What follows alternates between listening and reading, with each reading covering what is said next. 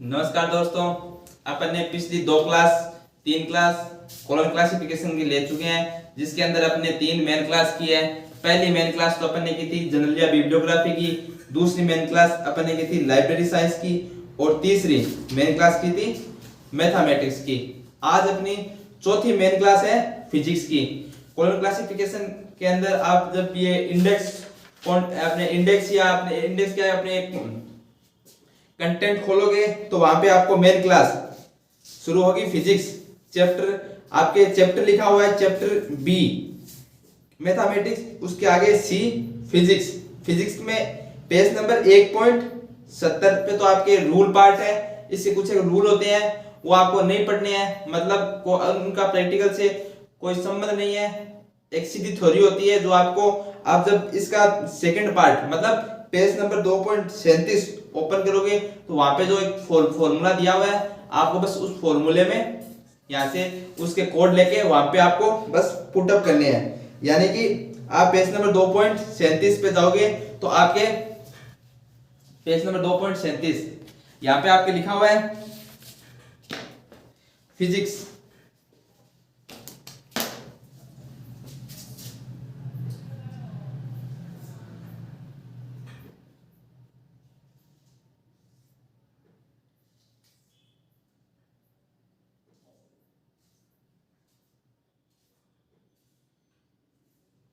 Physics main class अपनी कौन सी है? फिजिक्स।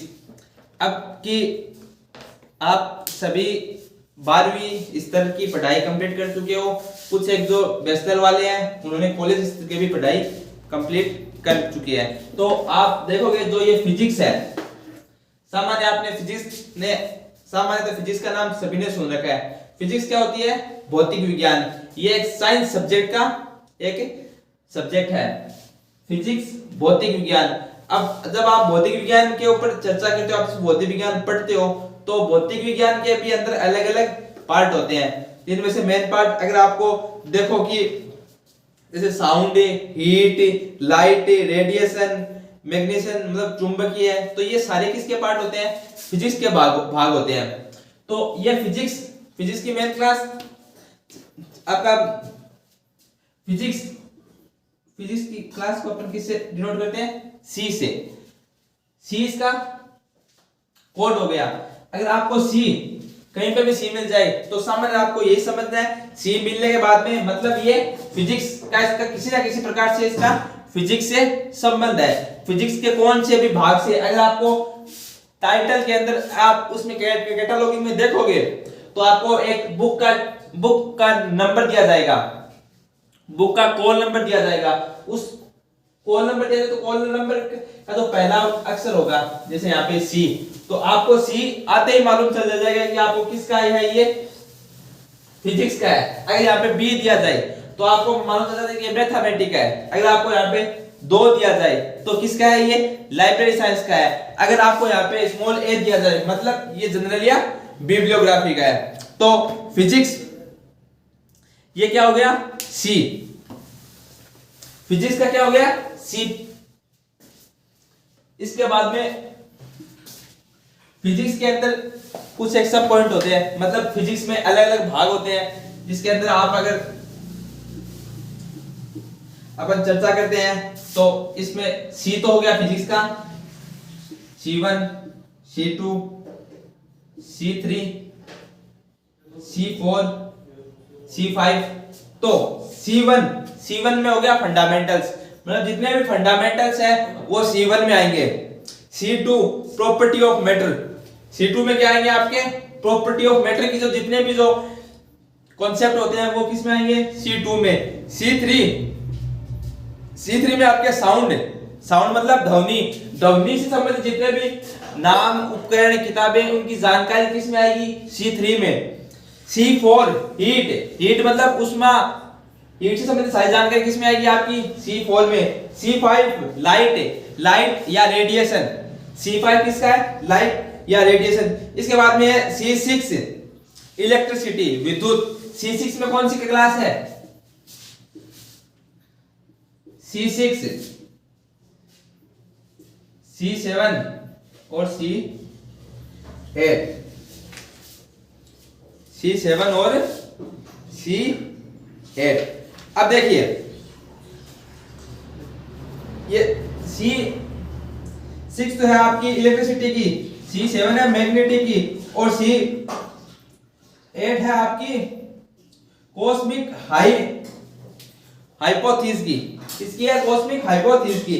अब देखिए कि आपको टाइटल दिया जाएगा, सारी अपनी कॉलम क्लासिफिकेशन में आपको टाइटल दिए जाएंगे। आपको टाइटल के और नाम में टाइटल को शॉर्ट लैंग्वेज में कन्वर्ट करना है। तो अब देखो, अगर आपको सीधा टाइटल दे दिया जाए फिजिक्स, अगर आपके नाम आ गया किताब में, आपका टाइटल आ गया फिजिक्स, सामान्य तौर पे ये नहीं आता क्योंकि ये एकदम एक सरल है। अगर आपके नाम आ गया फिजिक्स तो आपको सीधा सीधा लिखना है सी।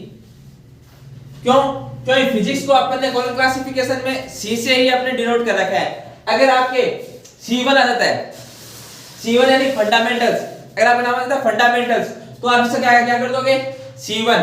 अगर आपके आ जाए प्रॉपर्टी ऑफ मैटर, मतलब C2, जैसा कि आपको इसे नाम दिया जाए, उस आपको नाम को देखना है और यहाँ पे सर्च करना है आपकी इंडेक्स में। अगर आपको मालूम चल जाए कि अपना ये कौन सी मेन क्लास है, तो आप सीधा मेन क्लास में जाओगे और वहां पे नाम सर्च करोगे। अगर उसका फॉर्मूला है, इस नाम से पहले उसको कोई फॉर्मूला दिया हुआ है, जैसे C1 का फॉर्मूला दिया हुआ है, तो आप उसके फॉर्मूले पुटअप करोगे। अदरवाइज अगर फॉर्मूला नहीं है, अगर आपको वन वर्ड है, मतलब आपको एक ही वर्ड दिया वो, तो आप सीधा उसमें जाओगे इंडेक्स में, और इंडेक्स में जो नाम दिया हुआ है वो नाम आपका उसमें, वो इंडेक्स में उसका कोड दिया हुआ है, वो कोड आप यहाँ पे आके पुट अप कर दोगे।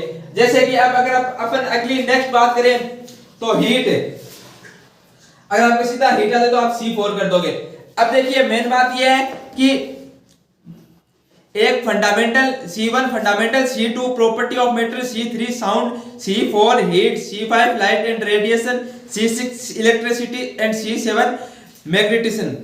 अब देखिए जो ये इतनी क्लास है C1 से लेके C7 तक, इन सारी क्लासों के अलग अलग पॉइंट है। अब C1 के अंदर आपके कितने नाम है, आपको आप कॉलम क्लासिफिकेशन में आप देख पा रहे हो। अगर आपके C1, एक तो आपके C1 सबसे पहले ऊपर लिखा हुआ है, उसके बाद में ये C8 तक लिखने के बाद में वापस से C1 शुरू हो रहा है, मतलब फंडामेंटल्स नाम वापस से शुरू हो रहा है। तो वहां पे फंडामेंटल्स नाम के आप नीचे देखो तो C13, C11, C18, C14, C15 और C166।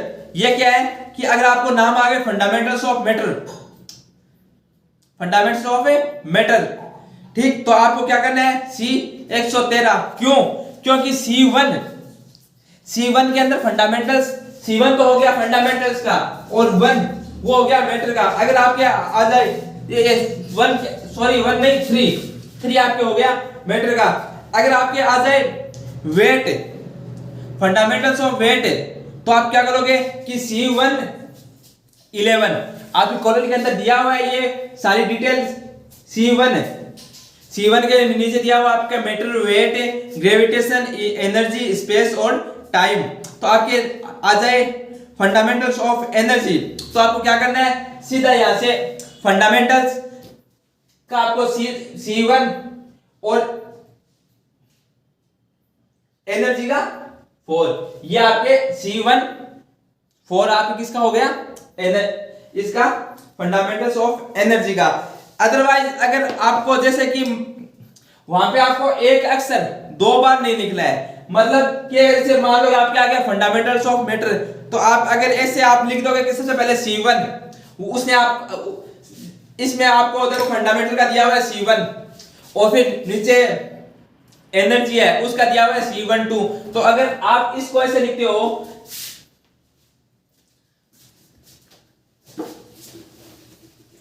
अगर आप इस चीज को सबसे पहले तो आपने लिख दिया C1 किसका, फंडामेंटल का, उसके बाद में अगर आपको दिया हुआ है एनर्जी, तो उसमें आपको एनर्जी का दिया हुआ है C14। अगर आप ऐसे लिखते हो तो आपका ये गलत है। क्यों? क्योंकि इसमें ये C और C ये क्या है, मेन क्लास है, मेन क्लास 2 बार आ गई, और मेन क्लास 2 बार नहीं आती, मेन क्लास 2 बार नहीं आती। क्यों? क्योंकि ये कि एक ही विषय पर एक ही विषय 2 बार नहीं हो सकता। एक ही विषय दो बार नहीं हो सकता। अगर एक पुस्तक है तो एक पुस्तक दो विषयों में एक साथ नहीं हो सकती। अगर ये पुस्तक अगर आपकी आर्ट्स की है तो ये आर्ट्स की रहेगी, अगर साइंस की है तो साइंस की रहेगी। इस कारण दो सब्जेक्ट साथ नहीं आ सकते, ठीक है। तो ये सी अपन को हटाना पड़ेगा। तो ये सी तो हो गया फंडामेंटल्स का, और C4 ये अब इसका हो गया एनर्जी का। तो आपको या तो आपको सीधा नाम दिया जाएगा एनर्जी, तो आप भी एनर्जी का भी ये करोगे, और आपको दे देते फंडामेंटल्स ऑफ एनर्जी, तो उसका भी यही होगा, ठीक। उसके बाद में आपका है C2।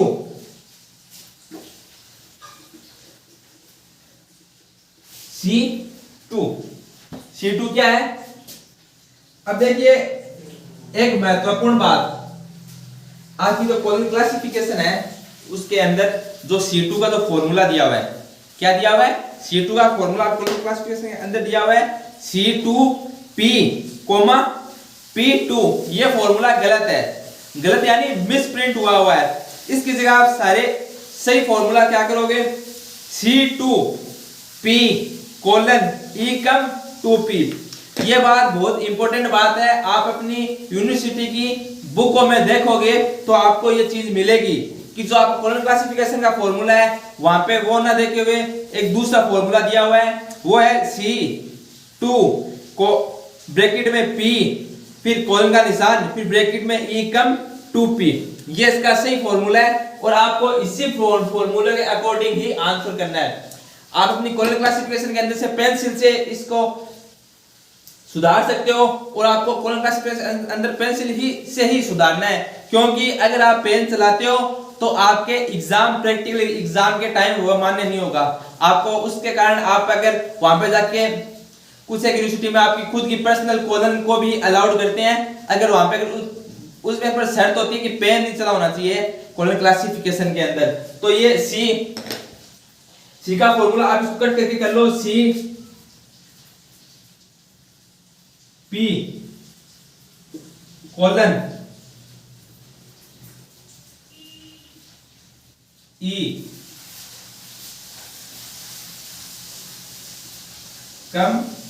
2P।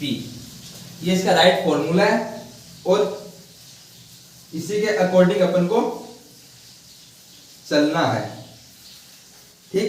अब देखिए कि इसमें सबसे महत्वपूर्ण चीज ये है कि इसमें जो आपका P पार्ट है, क्या है? जो P पार्ट है वो कहां से लेना है आपको? P पार्ट में आपको इस फॉर्मूला जो नीचे लिखा हुआ है फोन साइन इन P के नीचे लिखा हुआ है सॉलिड, गैस, क्रिस्टलीय, लिक्विड और गैस, ठीक। उसके जस्ट नीचे लिखा हुआ है फोन साइन इन P2, उसमें density, electricity, linear, area, volume, space और बिल्डिंग, ठीक है। उसके नीचे लिखा हुआ है सरफेस ऑफ टेंशन, कैपेसिटी, ठीक है। फिर उसके नीचे 7, फिर उसके नीचे 8 है। ये सारी चीजें नीचे लिखी हुई है। अब आप देखोगे तो यहां पे एक आपको मैं एक आपको एग्जांपल, एक टाइटल देता हूं, एक टाइटल का एग्जांपल देता हूं, फिर अपन वो टाइटल करते हैं। यहां पे लिखा हुआ है वैक्यूम, एक आपको टाइटल देता हूं मैं,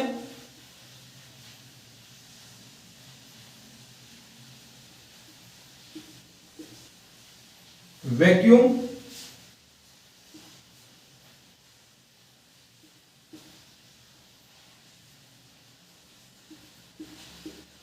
pressure of gas, vacuum pressure of gas. अब देखिए आपका टाइटल क्या है? Vacuum pressure of gas. ये किसका है? C2 का। यहां पे आपको पता चल गया कि ये C2 का है।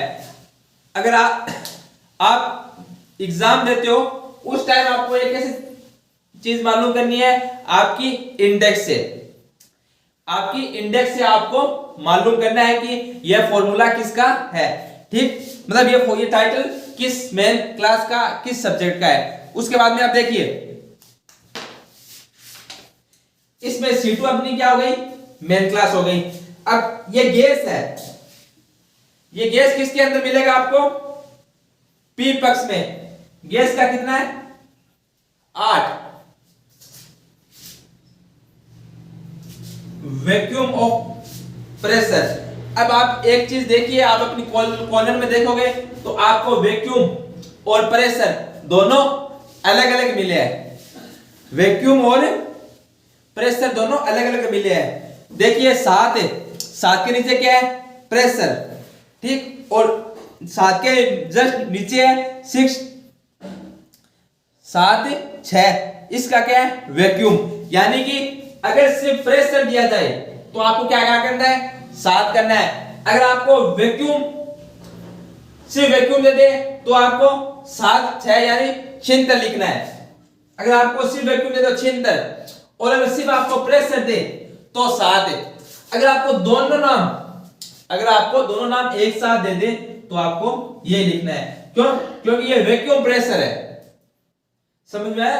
क्योंकि ये वैक्यूम प्रेशर है तो क्या दोनों नाम है एक साथ लिखे जाएंगे। तो अब अपन को वैक्यूम प्रेशर दोनों एक साथ दे रखे हैं तो अपन इसको क्या लिख देंगे?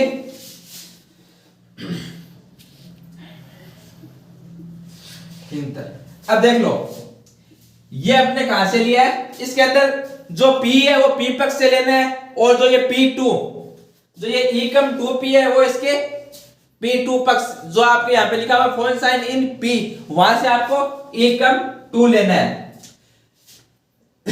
ये P8 गैस, गैस आपको कौन से पक्ष से मिला है?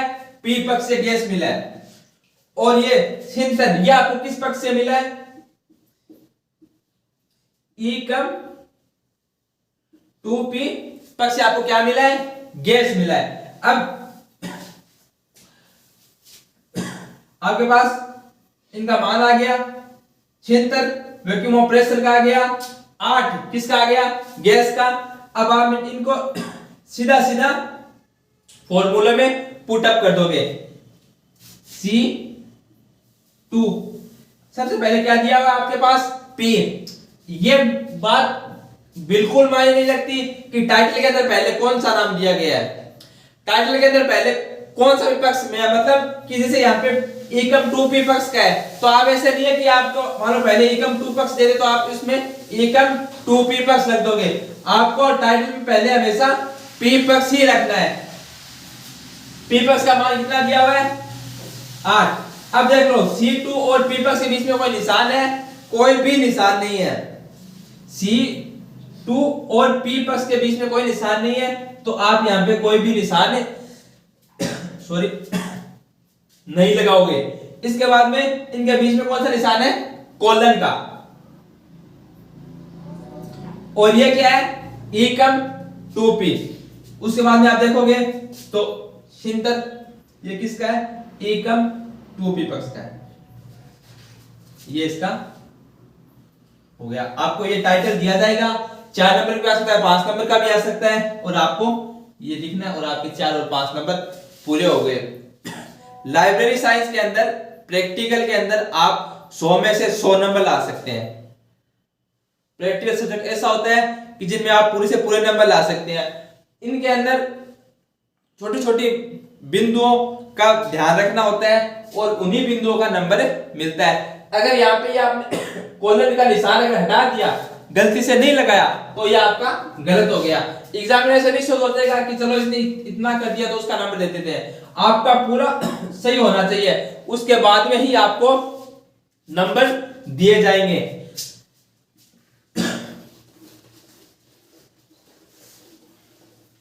ये तो हो गया C2। इसके बाद में आप अगर चर्चा, ये C2 पक्ष हो गया, और C2 के बाद में आपका C3 कौन सी क्लास है? C3 क्लास है साउंड की। C3 क्लास कौन सी है? साउंड की। ये फिजिक्स सॉरी एक बार,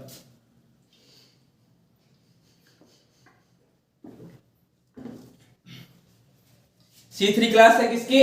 साउंड की। C3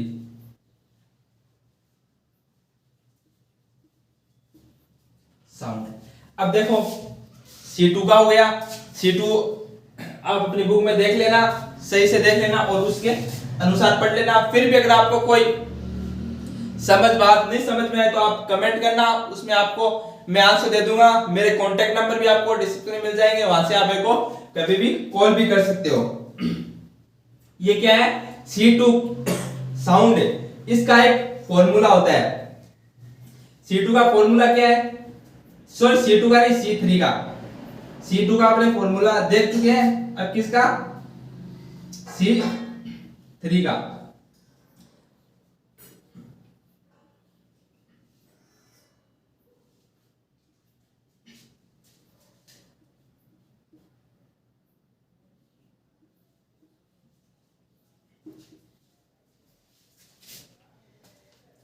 ये किसका फॉर्मूला है? C3 का। C3P कोलन E कम 2P, ये आपके C3 का फॉर्मूला है। अब देखिए अपनी कॉलम देखोगे तो इसके अंदर सारी जानकारी दी हुई है कि phone sign in P, phone sign in P के अंदर आपको ये सारी जानकारी मिलेगी कि इसके अंदर आपको ये दिया हुआ है कि C3 का जो P पक्ष है वो आपको फोन साइन इन P में दिया हुआ है, वहां पे आपको अल्ट्रासाउंड वगैरह ये सारी जानकारी दी हुई है। इसके बाद में आपको दिया हुआ है E कम 2P, E कम 2P, E कम 2P, वहां पे जो आपको कोड दिए हुए हैं उन कोड के अकॉर्डिंग आपको करना है। अभी अपन एक एग्जांपल करते हैं, फ्रीक्वेंसी ऑफ अल्ट्रासाउंड। क्या करते हैं? एक टाइटल देखते हैं, फ्रीक्वेंसी ऑफ अल्ट्रासाउंड।